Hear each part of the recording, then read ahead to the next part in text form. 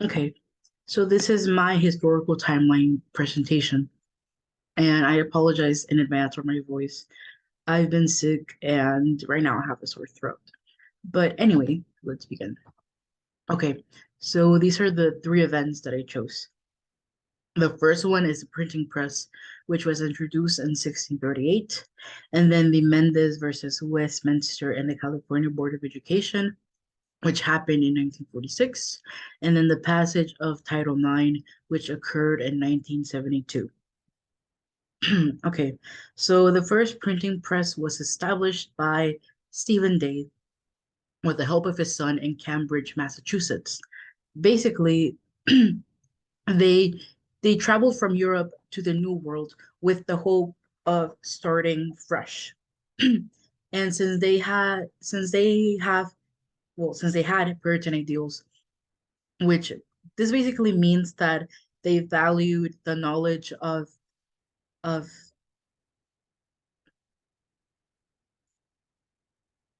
sorry, there was a truck. Anyway, with their Puritan ideals, this basically meant that they valued education as much as religion, which helps to explain why they began printing novels along with religious texts.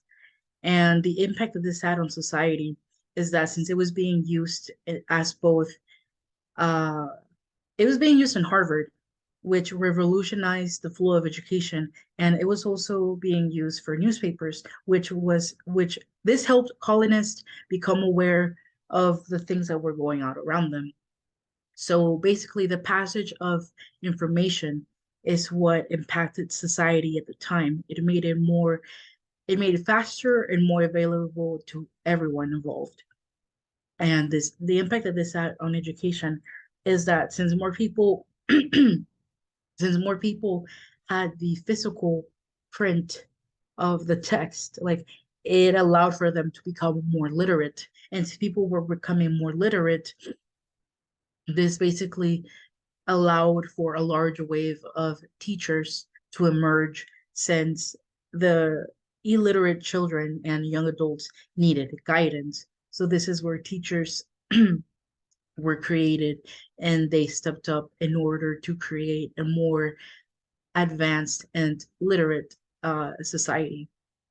Okay, the impact that this had on my education is that without it, I'd probably be illiterate myself. I wouldn't know how to read or write as much as I do now.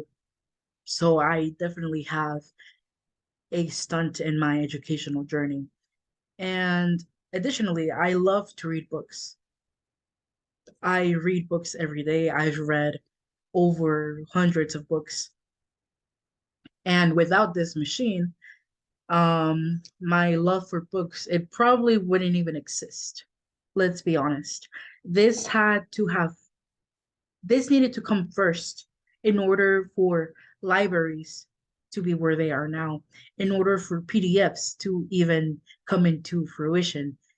And all those hardcovers, the e-texts, they they are only possible because of this invention, which for me it's pretty hard to grasp because I look at it now and I'm like, oh, like it's not even like it's so simple. Like it couldn't have possibly affected society as much as it did, but after doing all this research, like it it makes you really appreciate the old timey inventions.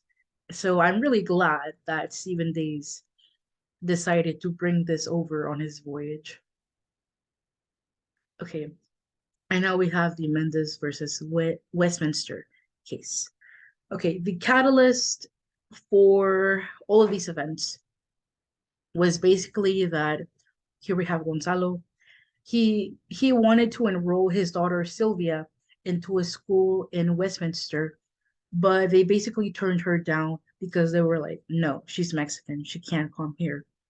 And understandably, like this made Gonzalo very mad because he didn't want to see his daughter being treated unfairly while maybe his because I believe it was his cousin which was his niece, since she was much paler than Sylvia, she was allowed to go to the nicer school. And this made Gonzalo mad. He was like, well, like me and my sister, we have Mexican blood in us, and you're only accepting my niece because she's whiter than Sylvia. Like this, I can't stand. So that's when he decided to take legal action. And his attorney, David Marcus, he was like, he basically told Gonzalo, hey, if you bring me over families who are experiencing something similar like yours is, then we can make this bigger and really have the government be in our favor. So Gonzalo gathered the Ramirez, the Estradas, the Guzmans, and the Palominos, and the case turned into they have a name for it. I, sorry, a class action lawsuit is what it's called when multiple parties are basically suing one party, which in this case was the California Board of Education.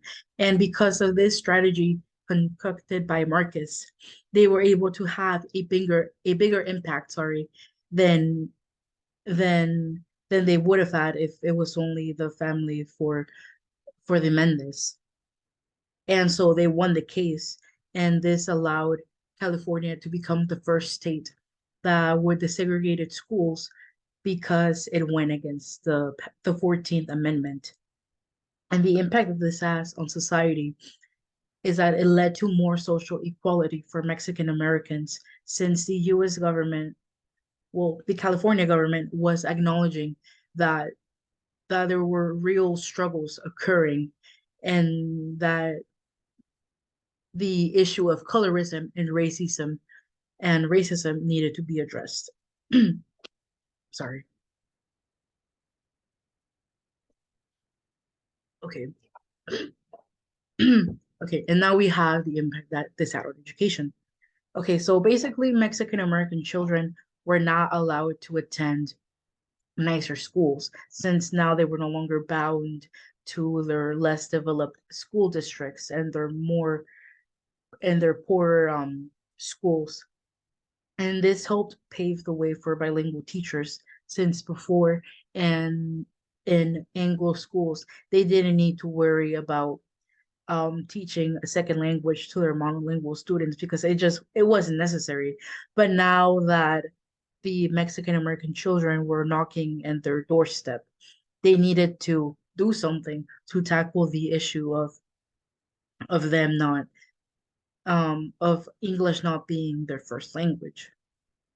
Okay, and then the impact of this had on my education is that uh I would not be able to attend a nice college as I am now because of my Mexican lineage.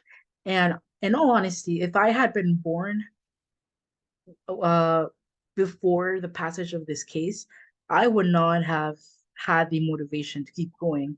If I would be, if I was showing up in schools that were poor and not, if I was showing up in schools that were poor and didn't have good textbooks or good desks or good teachers, I would just stop showing up and I find work instead because I wouldn't want to be in those conditions. So I would definitely not be as educated as I am now.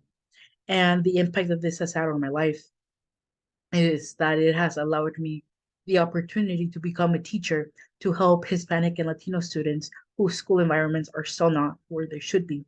This has allowed me the opportunity to pursue a fulfilling career. And for that, I am extremely grateful for these people, for the courage that they had. It's very admirable. It really makes you think and appreciate everything that you have now. Okay, and lastly, we have Title IX. Okay, this was basically an update to the Civil Rights Act of 1964, since that basically only focused on work environments and employment, and it did not mention education.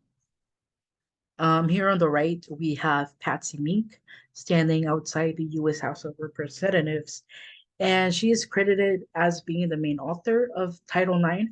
and she was also the one who introduced it to legislation. And it was it was signed by President Nixon. It was immediately accepted.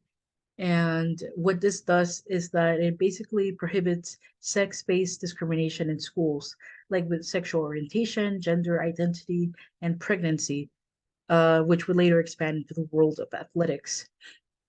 And it makes sense why this was pushed, because since women wanted to attend schools that did not want them there, they basically needed the protection because they were breaking barriers, and they couldn't just show up and want to attend school because they knew that they would face repercussions. So this was basically set in motion to ensure that violence was at its minimum. Okay.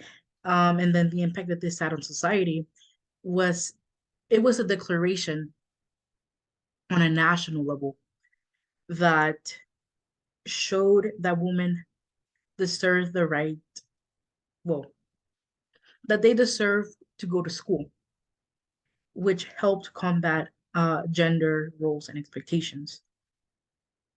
The impact that this had on education itself is that it helps to combat against sexual assault, which basically protects staff and students from facing retaliation and threats if they ever came forward for any sort of issue within the bounds of this law. And the impact that this has had on my education is that it has allowed me to attend school with my male peers, because otherwise I probably would be bound to a school that was meant for just girls. And depending on the institutions, the levels of the level of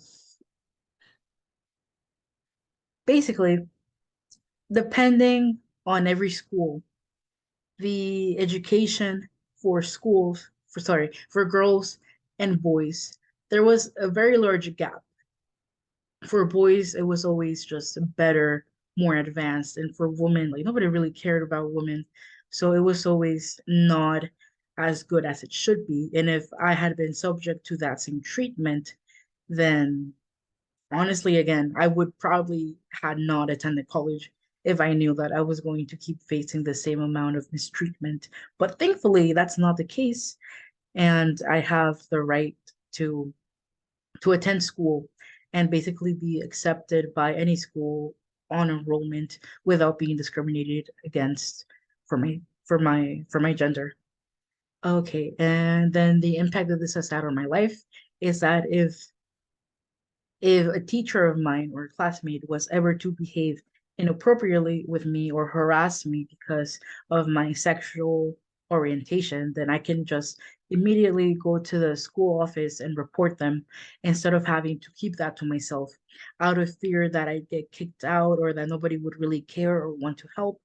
So thankfully, this law helps to ensure that boys and girls and teachers and just about everyone in schools has the security and the resources to come up and be able to have the confidence to say that they're just not being treated equally and that they would like for change to happen. So this is very important to have, especially now, because I remember receiving a lot of notifications on Blackboard about sexual assaults that were happening not long ago. I believe it was like last week.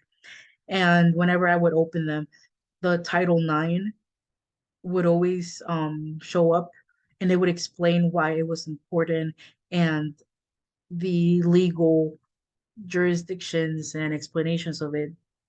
So it's nice to see that the school cares and that something will be done if it needs to be done instead of it just being, brushed under the rug. It's really it's really nice to have. Okay, this concludes my presentation. Here I just have the direct links to the articles that I used and then just the references. So yes, that officially concludes my presentation.